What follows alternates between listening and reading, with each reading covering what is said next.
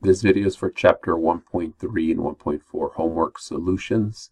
The first question on team captains, number 6, is in regards to trying to do a simple random sample. As we discussed in class, a simple random sample is this idea that everyone has the same chance of being chosen, right? And so normally we do that with some random number generator, putting names into a hat. Some variant of that, right, where everyone has the same chance. So in this case, a coach must select 2 players to serve as captains. He wants to randomly select 2 players to be captains. And you want to obtain a simple random sample of size 2 from the following list. So you see that list of names. What would you do? I'm just going to describe a couple, but you would answers will vary as it says, and there's different ways to do it. Our textbook has a random number chooser inside the back and the tables, and that's what it's referring to. You can use a computer, you can use a cell phone app, you could use a calculator. They do all random numbers, and that's what you would do. You would just maybe put everyone's name into a hat and then pick their names, pick 2 names. That's a simple random sample.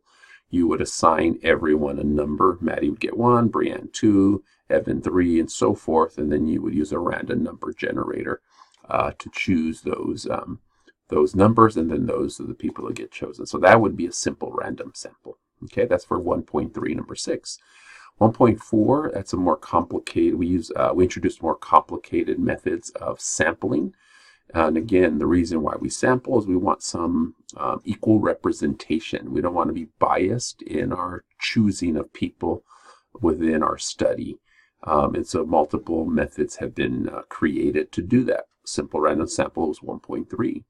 In 1.4, what we're looking at is the different methods: cluster, stratified, convenience, systematic. Those were all different ways we introduced. So farmer divides his orchard into 50 subsections. So you imagine the entire space, and there's 50 subsections.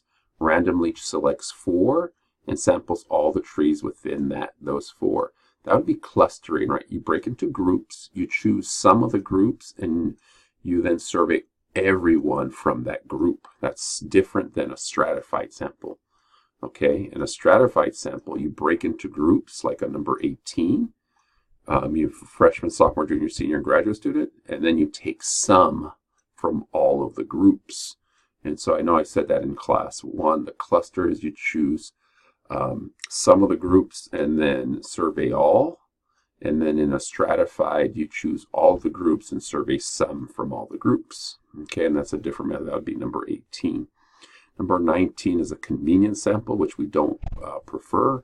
But on number 19, again, just download a survey regarding download time on a certain website is administered on the internet by marketing research firm.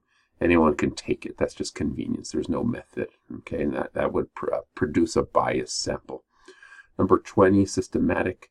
You see again that systematic has to do with every certain number of people, and you can see hands every 5th person who arrives, beginning with the 3rd, a speaker evaluation survey. So there's some systematic, and in that process you're thinking that you will get some equal representation. So number 20 would be systematic. 21, stratified, again, it would be similar to 18 in that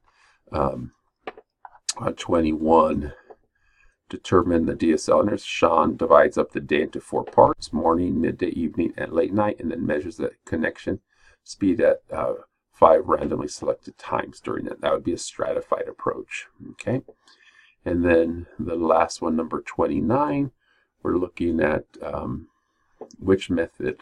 Okay, and you have 3 different methods there. The mathematics department at a university wishes to administer a survey to sample students taking college algebra.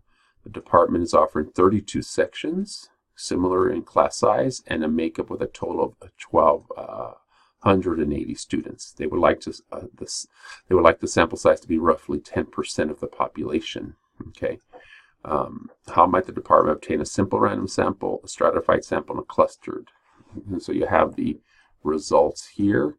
Simple random sample, you can number the students, right, all of them, and then you're going to choose 10% of those students, which would be 128. 10% of 128 is, of 1,280 is 128.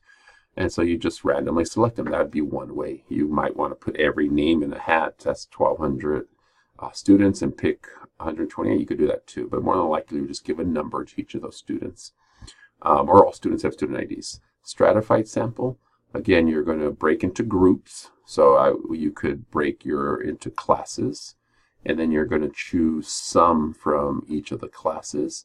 And you can see one way would be doing that would be choose 4 students from each class, because 4 times 32 is 128. So you can see that would be a stratified sample. Cluster would be you have classes, you break it into classes, into groups, but this time you choose some of the classes. You choose 4 classes and then survey everyone in the class. And so that would be a cluster sample. And that's it.